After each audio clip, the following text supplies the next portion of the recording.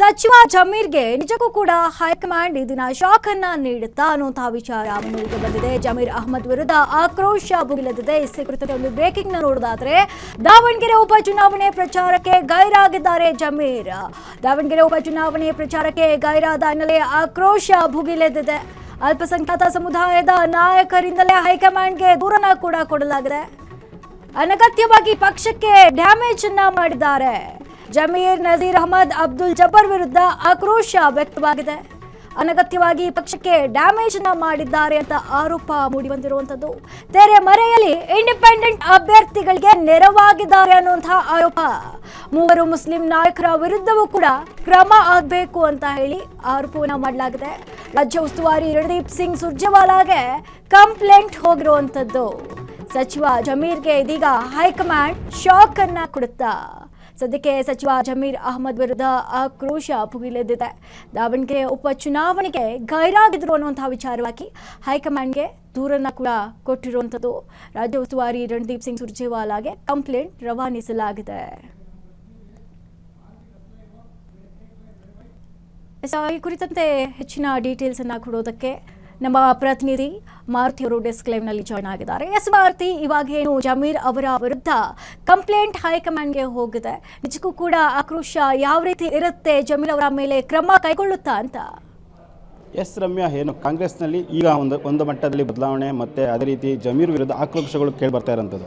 ಯಾಕೆಂದರೆ ದಾವಣಗೆರೆ ಉಪಚುನಾವಣೆ ಸಂದರ್ಭದಲ್ಲಿ ಸಾಕಷ್ಟು ಗೊಂದಲ ಇತ್ತು. ಒಂದು ಕಡೆ ಟಿಕೆಟ್ ವಿಚಾರವಾಗಿ ಮುಸ್ಲಿಂ ಸಮುದಾಯವು ಕೂಡ ಏನು ಬೇಡಿಕೆಯನ್ನು ಇಟ್ಟಿತ್ತು. ಅದೇ ರೀತಿಯಾದಂತೆ ಏನು ಎಸ್ ಮಲ್ಲಿಕಾರ್ಜುನ ಅವರ ಪುತ್ರ ಸಮರ್ಥಗೂ ಕೂಡ ಟಿಕೆಟ್ ಬೇಡಿಕೆ ಆಗಿತ್ತು. ಆದರೆ ಆ ಸಂದರ್ಭದಲ್ಲಿ ಹೈಕಮಾಂಡ್ ಎಲ್ಲವೂ ತೀರ್ಮಾನ ಮಾಡಿ ಎಲ್ಲರ ಒಪ್ಪಿಗೆ ಪಡೆದು ಮತ್ತು ಮುಸ್ಲಿಂ ನಾಯಕರ ಜೊತೆ ಸಭೆ ನಡೆಸಿ, ಅದೇ ರೀತಿ ಎಸ್ ಮಲ್ಲಿಕಾರ್ಜುನ ಜೊತೆ ಸಭೆ ನಡೆಸಿ ಕೂಡ ಆ ನಂತರ ಟಿಕೆಟನ್ನು ಹೈಕಮಾಂಡ್ ಘೋಷಣೆ ಮಾಡಿತು. ನಂತರ ಮತ್ತಷ್ಟು ಅಸಮಾಧಾನಕ್ಕೆ ಕಾರಣ ಆಯಿತು. ಯಾಕೆಂದರೆ ಜಮೀರ್ ಅಹಮದ್ ಖಾನ್ ನೇರವಾಗಿ ಮುಸ್ಲಿಮರಿಗೆ ಕೊಡಬೇಕು ಅಂತ ಸಾಕಷ್ಟು ಒತ್ತಾಯ ಮಾಡಿದರು. ಮತ್ತು ಅದೇ ರೀತಿ ಒಂದು ವೇಳೆ ಟಿಕೆಟ್ ಕೊಡಲಿಲ್ಲ ಅಂದರೆ ಸಚಿವ ಸ್ಥಾನಕ್ಕೂ ಕೂಡ ನಾನು ರಾಜೀನಾಮೆ ಕೊಡ್ತೀನಿ ಅಂತ ಕೂಡ ಏನೊಂದು ಹೇಳಿಕೆಯನ್ನು ಕೊಟ್ಟಿದ್ದರು. ನಂತರ ಹೈಕಮಾಂಡ್ ಅದನ್ನು ಅಸಮಾಧಾನವನ್ನು ಶಮನ ಮಾಡುವ ಪ್ರಯತ್ನ ಕೂಡ ಮಾಡಿತು. ಸಿದ್ದರಾಮಯ್ಯರು ಕೂಡ ನೇರವಾಗಿ ಅದರ ಬಗ್ಗೆ ಮಾತನಾಡಿ ಒಂದು ಸಮಾಧಾನ ಮಾಡುವ ಪ್ರಯತ್ನ ಕೂಡ ಮಾಡಿದ್ರು. ನಂತರ ಜಮೀರ್ ಅಹಮದ್ ಖಾನ್ಗೆ ಏನು ದಾವಣಗೆರೆ ಪ್ರಚಾರ ಮಾಡುವ ಸಂದರ್ಭದಲ್ಲೂ ಕೂಡ ಅವರು 2 ವಾರ ಎಲ್ಲೂ ಕಾಣಿಸ್ಕೊಂಡಿಲ್ಲ.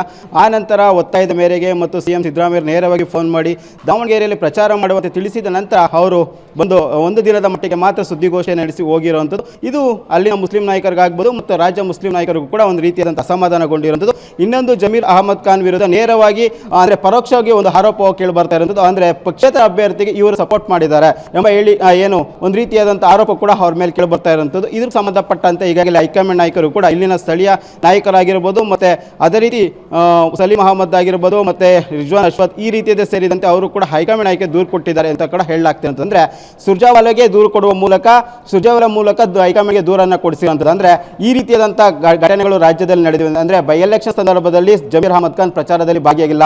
ಅದೇ ರೀತಿಯಾದಂತಹ ಏನು ಜಬ್ಬರ್ ಕೂಡ ಈ ಚುನಾವಣೆಯಿಂದ ದೂರ ಉಳಿದಿರುವಂಥದ್ದು. ಇದೆಲ್ಲ ಒಂದು ಕಡೆ ಆತಂಕ ಕಾರಣ ಆಗಿದೆ. ಇದರಿಂದಾಗಿ ಇವರ ವಿರುದ್ಧ ಕ್ರಮಗಳನ್ನು ಕೈಗೊಳ್ಳಬೇಕು ಅಂತ ಈಗ ಹೈಕಮಾಂಡ್ಗೆ ಮೌಖಿಕವಾಗಿ ಸುರ್ಜೇವಾಲಾ ಮೂಲಕ ದೂರನ್ನು ಕೊಡಿಸಿರುವಂಥದ್ದು. ಅವ್ರ ಮೇಲೆ ಈಗಾಗಲೇ ಸುದ್ದಿಗೋಷ್ಠಿ ಮೂಲಕ ಕೂಡ ಸಾಕಷ್ಟು ಅಂದರೆ ಪರೋಕ್ಷವಾಗಿ ಆರೋಪ ಮಾಡಲಾಯಿತು. ಏನಂದರೆ ಪಕ್ಷೇತರ ಅಭ್ಯರ್ಥಿಗೆ ನಮ್ಮ ನಾಯಕರೇ ಸಪೋರ್ಟ್ ಮಾಡಿದ್ದಾರೆ, ನಮ್ಮ ಪಕ್ಷದ ಅಭ್ಯರ್ಥಿ ಸಮರ್ಥವನ್ನು ಸೋಲಿಸುವ ಪ್ರಯತ್ನ ಮಾಡಿದ್ದಾರೆ ಅಂತ ಏನು ಆರೋಪವನ್ನು ಕೂಡ ಇವತ್ತು ಮಾಡಿರುವಂಥದ್ದು. ಎಲ್ಲ ಒಂದು ಕಡೆ ಇದು ಕಾಂಗ್ರೆಸ್ ಅಲ್ಲಿ ಸಾಕಷ್ಟು ದೊಡ್ಡ ಮಟ್ಟದ ಸುದ್ದಿ ಆಗಿರುವಂಥದ್ದು. ಮುಂದಿನ ದಿನಗಳಲ್ಲಿ ಹೈಕಮಾಂಡ್ ಇವರ ವಿರುದ್ಧ ಕ್ರಮ ಕೈಗೊಳ್ಳುತ್ತಾ ಇದನ್ನು ಯಾವ ರೀತಿ ಹೈಕಮಾಂಡ್ ನಿಭಾಯಿಸುತ್ತೆ ಎಂಬುದು ಕೂಡ ಕಾದು ನೋಡಬೇಕು. ಯಾಕೆಂದ್ರೆ ಮುಸ್ಲಿಂ ನಾಯಕ ಜಮೀರ್ ಅಹಮದ್ ಖಾನ್ ಆಗಿರೋದ್ರಿಂದ ಅವರ ವಿರುದ್ಧ ಕ್ರಮ ಆಗುತ್ತಾ ಇಲ್ವಾ ಅಥವಾ ಎಚ್ಚರಿಕೆಯನ್ನು ಕೊಟ್ಟು ಮುಂದುವರಿಸ್ತಾರೆ ಎಂಬುದು ಕೂಡ ನಾವು ಕಾದು ನೋಡಬೇಕು. ರಮ್ಯಾ, ಧನ್ಯವಾದಗಳು ಮಾರುತಿ ನಿಮ್ಮೆಲ್ಲ ಡೀಟೇಲ್ಸ್ಗಾಗಿ. ಅದೀಗ ಟಾಪ್ 40 ಸುದ್ದಿ ಮುಂದುವರೆದ